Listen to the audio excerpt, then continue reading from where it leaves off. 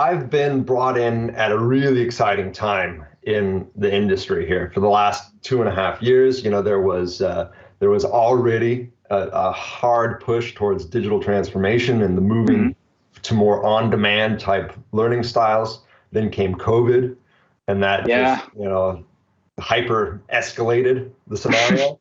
Yeah.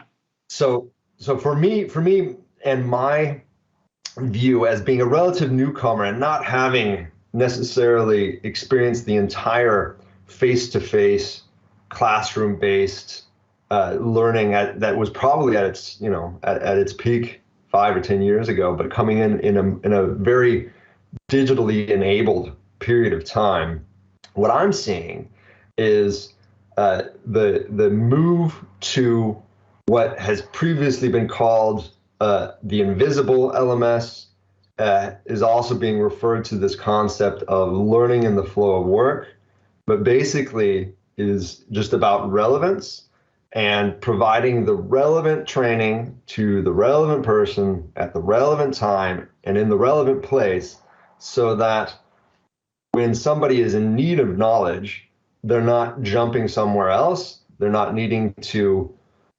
stop what they're doing, but able to get that in this flow of work and use this as an enabler more than a top-down guidance of you must do these things in a specific row at a specific time. That's still necessary from a compliance and a legal perspective, but it's about simultaneously lifting up these colleagues of ours and ourselves, so that when we are in need of knowledge, we're able to proactively go out and get that in the same platforms that we're giving value to our business in.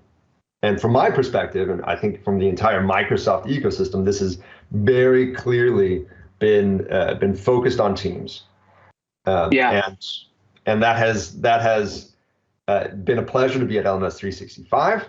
Primarily because that's what we do, and also to be here where we can see this trend that was just so escalated by the need for everyone to work remotely and this mass adoption of Teams.